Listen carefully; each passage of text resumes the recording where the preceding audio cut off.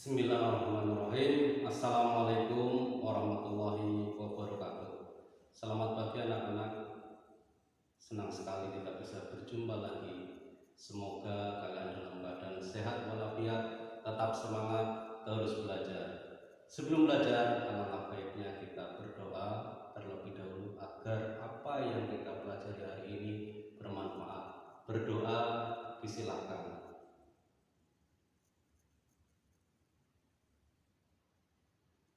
Berdoa dicukupkan.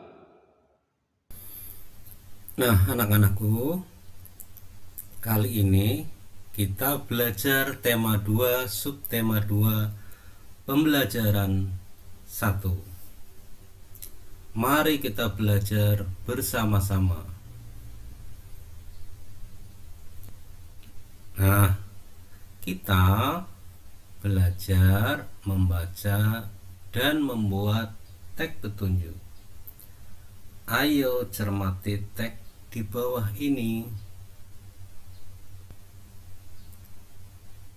Nah, di sini ada teks petunjuk membuat kalung dari sedotan plastik yang gambarnya bisa kamu lihat di layar. Petunjuk membuat kalung dari sedotan plastik. Alat dan bahan: sedotan bekas, benang senar, gunting, jarum, tang, dan lilin. Cara membuat: 1. Gunting sedotan kurang lebih 2 cm. 2. Panaskan kedua ujungnya dengan lilin. 3. Masukkan ke dalam air supaya tidak saling menempel. 4. Keringkan potongan-potongan yang sudah dibakar ujungnya. 5. Ronce dengan menggunakan benang senar. 6. Sesuaikan dengan ukuran leher. Teks tersebut adalah contoh teks petunjuk. Setelah kamu mencermati teks tersebut, apa yang dapat kamu simpulkan tentang ciri-ciri dan struktur teks petunjuk? Nah, teks petunjuk adalah teks yang berisi arahan atau bimbingan dalam melakukan sesuatu. Membaca teks petunjuk dapat memudahkan kita melakukan sesuatu. Itu karena urutan-urutan informasi yang dimuat dalam teks petunjuk dapat menghindarkan kita dari kesalahan. Saat membaca teks petunjuk, pahami maksud tiap-tiap langkah dalam petunjuk. Perhatikan pula urutannya. Jangan sampai ada urutan yang tertukar atau terlewati.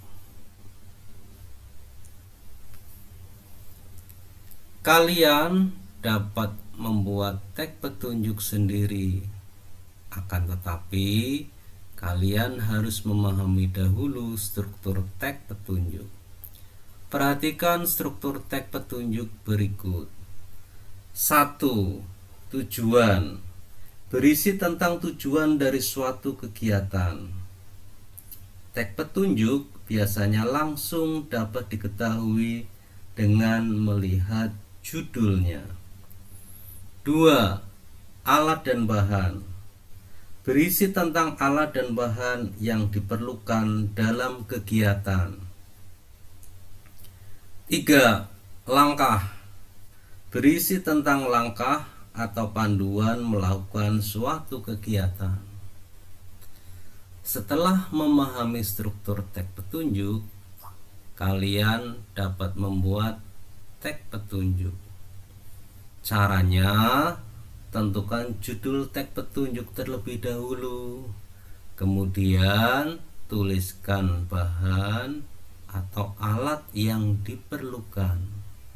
Selanjutnya tuliskan urutan langkahnya.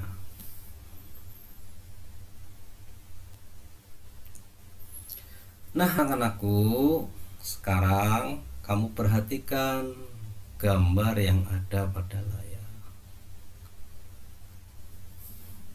Coba kamu amati baik-baik ya. Sudah? Kira-kira gambar apa itu? Iya, gambar bendungan. Bendungan adalah bangunan penahan atau penimbun air. Bendungan banyak dimanfaatkan untuk membuat pembangkit listrik tenaga air atau PLTA.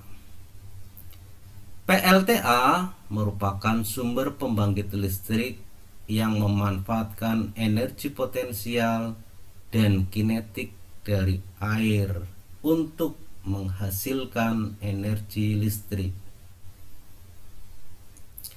Kemampuan suatu benda melakukan usaha atau kerja disebut energi. Jika suatu benda dapat melakukan usaha atau kerja, maka benda itu dapat dikatakan memiliki energi. Air dapat menggerakkan kincir air. Dengan demikian, air memiliki energi. Energi dapat diubah dari satu bentuk ke bentuk lain. Perhatikan lampu yang ada di rumahmu. Lampu dapat menyala karena terhubung dengan listrik. Pada lampu terjadi peristiwa perubahan energi, yaitu energi listrik berubah menjadi energi cahaya.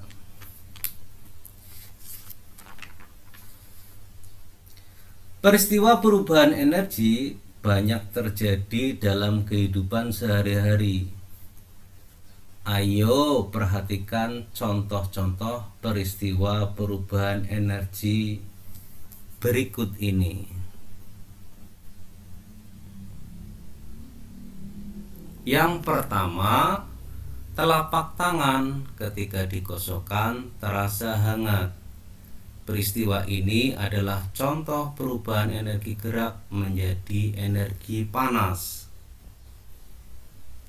Yang kedua, ketika kita tepuk tangan agar terdengar bunyi, peristiwa itu adalah contoh perubahan energi gerak menjadi energi bunyi.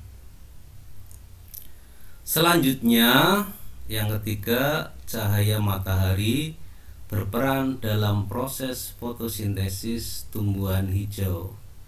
Peristiwa ini contoh energi cahaya menjadi energi kimia. Selanjutnya, yang keempat, kendaraan bermotor dapat bergerak karena menggunakan bahan bakar bensin. Peristiwa ini contoh perubahan energi kimia menjadi energi gerak. Dan yang terakhir, kipas angin dapat bergerak karena dihubungkan dengan listrik. Peristiwa ini adalah contoh perubahan energi listrik menjadi energi gerak. Anak-anakku, demikian saja pembelajaran kita hari ini. Mudah-mudahan bermanfaat. Saya cukupkan. Assalamualaikum warahmatullahi wabarakatuh.